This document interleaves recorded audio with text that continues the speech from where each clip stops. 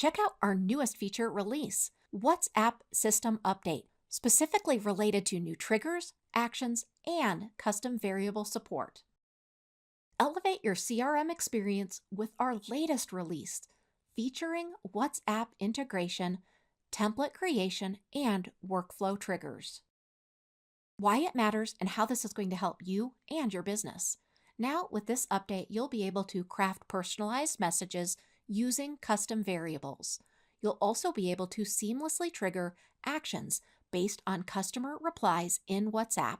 You'll also be able to leverage custom variables not only in templates, but also within workflow actions.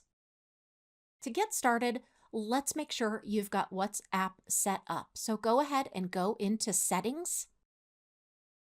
Now, make sure you've got this paid add-on set up and fully integrated. Once that's done, you'll be able to now create a new template incorporating custom variables. So this is where you're going to be incorporating those amazing custom values. You're able to utilize any of the ones that you have available. All you need to do is click on the little tag notice and you can go ahead and select those. You have the option to put those within the body. You can also put them in the header as well as in the footer.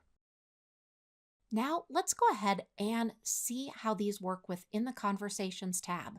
Go ahead and go into Conversations and select a conversation with somebody that relates specifically to WhatsApp. Now, if you have a WhatsApp connection with them, you're going to see this new area on the bottom. Now you'll see the headline where we have hello and the body where it says this is an example, and then the footer. You can go ahead and utilize any of those custom variables inside of this area. Now let's talk about utilizing them within workflows. So first I'm going to have you go to automation in the main navigation. Then I'm going to have you go to workflows and then add a new workflow by clicking the plus create workflow button. Now you're going to go ahead and select the customer replied as the trigger, and then you want to filter by WhatsApp.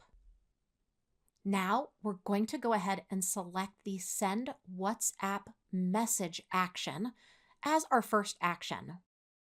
Now you can choose one of the templates that you already created within your WhatsApp template area, and you've got your workflow set up perfectly.